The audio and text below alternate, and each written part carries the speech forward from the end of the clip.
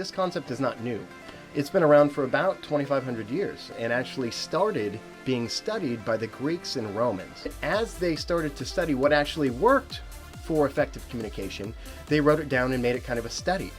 Aristotle coined the term the three artistic proofs, and that is logos, ethos, and pathos. So let's go back to logos. It sounds like logic because it's very, very closely related to that. And that's basically using logic or reason to persuade the audience in believing what you're saying. If I'm not saying something that makes sense, or it's believable, or it just sounds like garbage, you've already tuned out, you're not going to watch.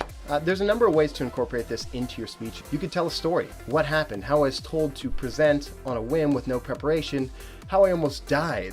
How I recovered from that and found it was really liberating. And that's why I think public speaking is important. I could talk about statistics and how USA Today found that probably 80% of the effectiveness of a speech is actually due entirely to logos, ethos, and pathos. But unfortunately, there's a problem associated with this. And that's because it's really easy to be tricked and misled by this.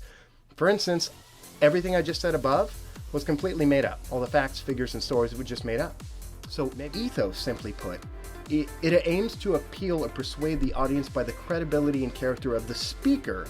You definitely have to show that you're knowledgeable about something, not just someone saying an opinion about something. For instance, I could tell you I am a master's student at Columbia University studying the anthropology of communication. It has to resonate with the mindset of the person watching you. You want to be someone the audience can identify with so they listen to what you're saying more. You want to find a way to convey charisma. I think it's less esoteric and magical and actually skill-based and something you can develop.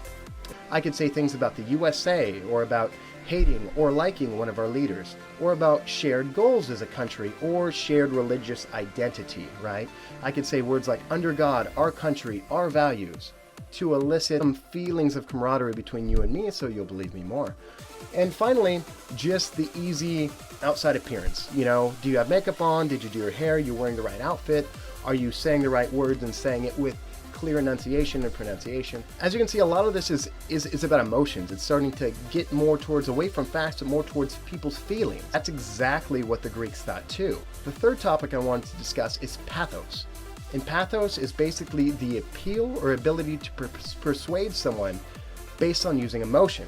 It's knowing what affects your audience and choosing to manipulate these variables if you want to be exciting. Maybe a presidential campaign and he was a war hero. Maybe you would play some video about a dramatic battle he was in, a battle he won, amazing acts of bravery he did to elicit surprise and excitement. After World War II's Pearl Harbor, after that attack took place on U.S. soil in Hawaii, Franklin Roosevelt, our president, did an amazing speech that was very hopeful and unifying. And basically, it pushed us into joining and participating in World War II. Another one might be sadness.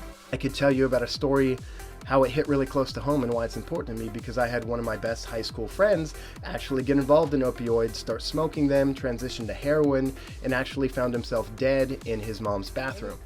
Anger and unity is often used. If you think back to Hitler, one of his biggest modes of persuasion was that Jews were bad and they were the reason for all of society's problems. It took that anger, turned it, and said, we're all angry at these guys. You should be angry too. And everyone says, yeah, absolutely. It's obvious that emotion can stir people up.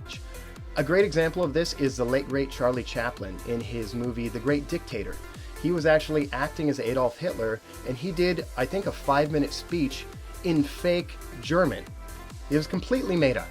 And the way he still acted emotional and communicative and roared up the crowd is absolutely amazing. I mean, yes, it's fake, yes, it's a movie, but it goes to show you that even saying words that we can't understand, we can still get excited or sad or moved just by a way a guy presents. And music can be very helpful. Music's in the background of these videos because it helps to keep people engaged and add some feeling to the video as well. And it's clearly not just what you say, but how you say it. And in closing, guys, as always, thank you so much for your time. If you found all this content useful on the page, consider subscribing for more weekly videos with fitness-related topics.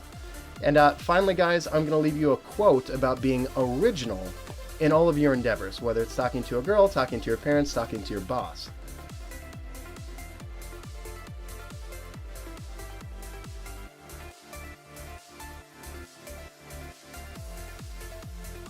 Just a breakdown of what I personally do when I make presentations, all the way from from the beginning when I'm brainstorming, getting them down on paper, all the way to actually writing them down into a script, making them succinct, practicing it, and polishing it, so you get to the point of presentation.